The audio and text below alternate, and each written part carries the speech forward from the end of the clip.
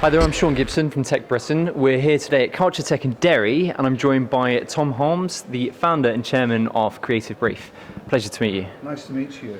So, Tom, could you tell me a little bit about Creative Brief and what that is?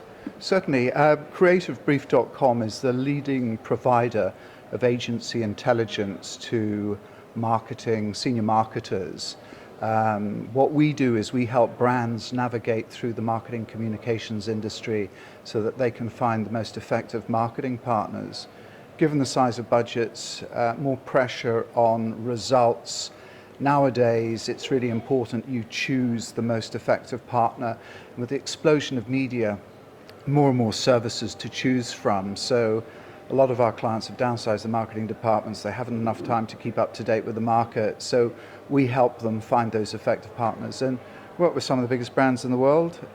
We've handled over £1 billion sterling now in briefs across the whole of the marketing communications industry. Not just about big London agencies. We're interested in accessing talent throughout the British Isles. And we've seen over 3,000 agencies face-to-face in the last 5-6 years. Wow, that's fantastic. And in terms of Creative Brief, is this a proprietary system you've developed? Or? Built it from scratch, funded it myself. My background's advertising, so I spent 25 years in senior management positions in big agencies, from Saatchi & Saatchi through to I was executive vice president Bray Worldwide.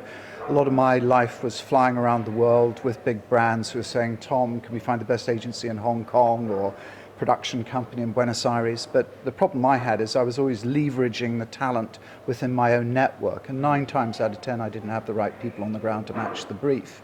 And we were charging the clients a great deal of money, and plus I was outsourcing.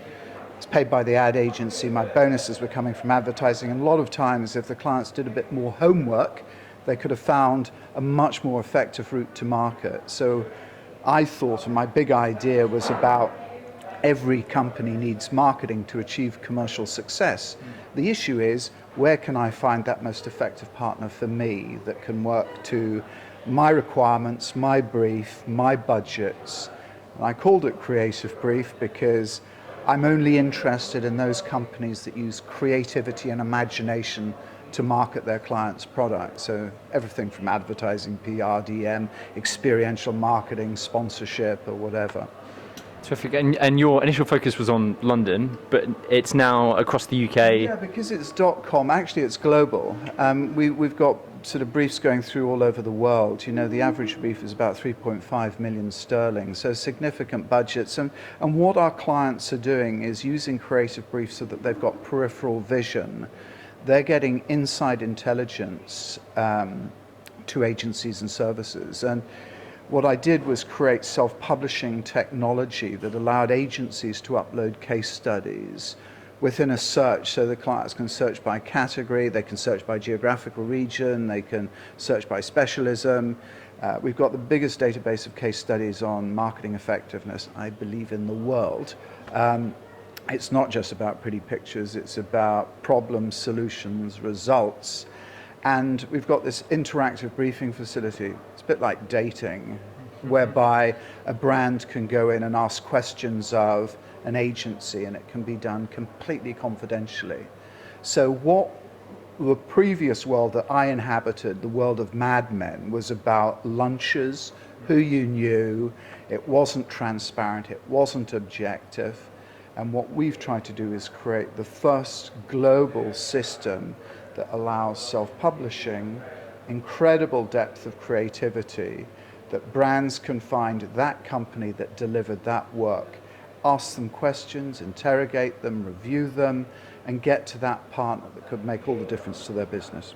Sounds like you've really leveled the playing field there. I hope so, because from the pricing model, I mean, brands get my service for nothing. They get individual passwords, and we've got about 2,500 individual password holders. They get alerts when new work is breaking from the market, allows them to be completely up to date. They can go in and brief.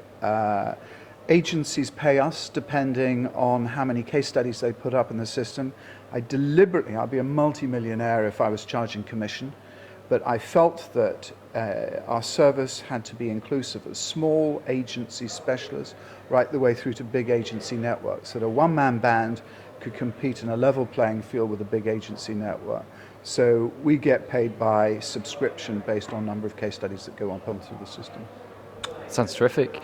And in a personal capacity away from Creative Brief, you're heavily involved in other activities across the UK? Well, yeah, I mean, I'm on this mission because I feel that the world of marketing has got a bad name, and actually everyone needs marketing communications, even more onus on marketing communications with the rise of social media.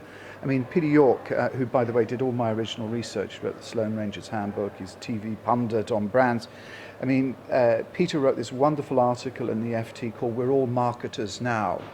So what I'm trying to do is put much more focus on the marketing industry in terms of its creativity, in terms of its contribution not only to the economy, and by the way, I think it's 17.98 billion a year. That's just advertising alone. If you consider all the other aspects of the marcoms industry, it's a huge contribution to the economy, but also there's a huge contribution in terms of its knock-on effect on creativity and culture. So one of the reasons I wanted to do was give it much more exposure. Instead of having a boring old marketing conference, I wanted to celebrate this world and give it much more prominence. And I, with the Assembly and the Marketing Society, created the world's first marketing festival, the Edinburgh International Marketing Festival, which we now run every year, and we're in our third year, against the backdrop of Edinburgh, Festival City, TV Festival, and all the rest of it. So yes, my whole thing is a mission to give the marketing industry much more exposure, hence supporting the likes of CultureTECH. Can I ask, how did your involvement in CultureTECH come about?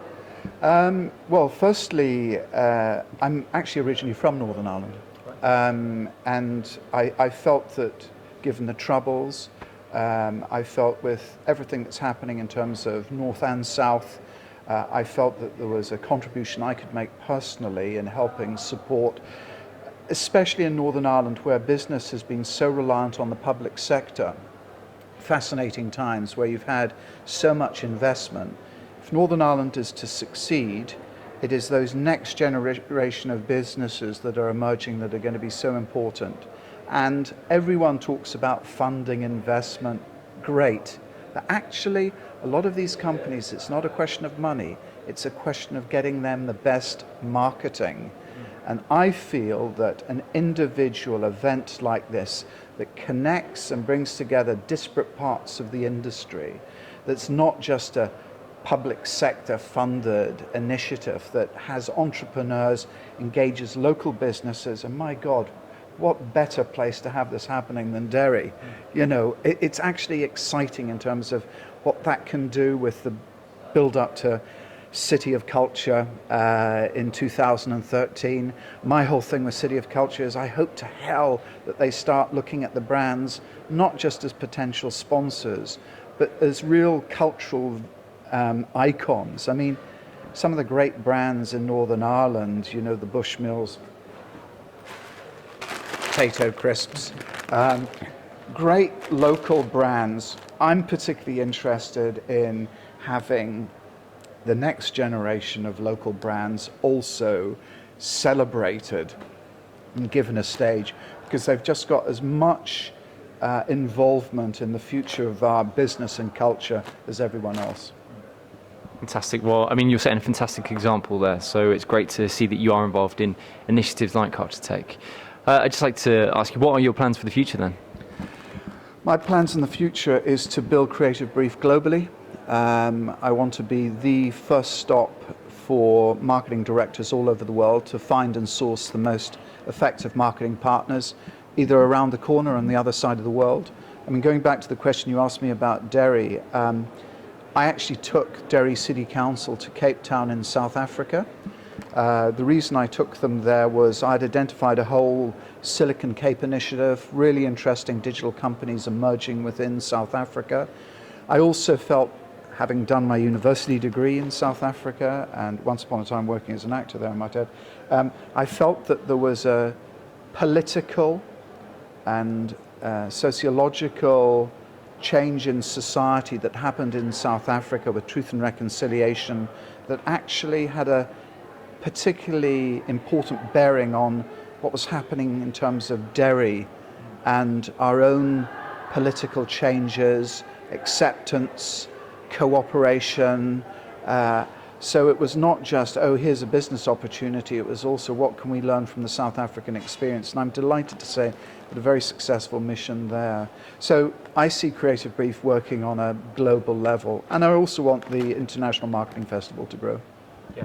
And if people want to find out more about yourself and Creative Brief, what's the website address? Website is www.creativebrief.com, and if anyone wants to email me direct, my email address is tom.h@creativebrief.com. Fantastic. Well, I'd like to say thank you very much, Tom, for your time today. And it sounds like you've had an incredible involvement in, well, you know, making it happen for Derry. So. Well, I'm delighted you're here. Well, and can you tell me about what you're doing throughout Great Britain in terms of your vision? Yes, certainly. So Tech Britain for us is an opportunity to show that there is more going on around the UK as opposed to just Tech City in London. We think Tech City is a fantastic start. I think the government have done a terrific job there in bringing inward investment and attention from around the world to London.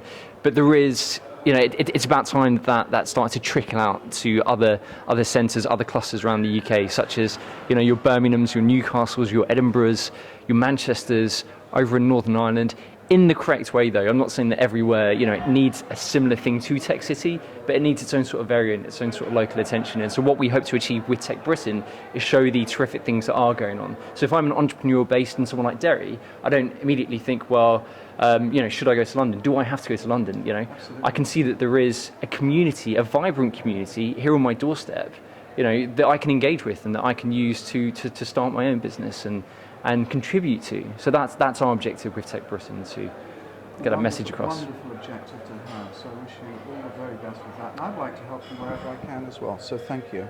Terrific. Well, let's stay in touch and see what can happen. Great. Great. Thank you, Tom. Not at all. Pleasure.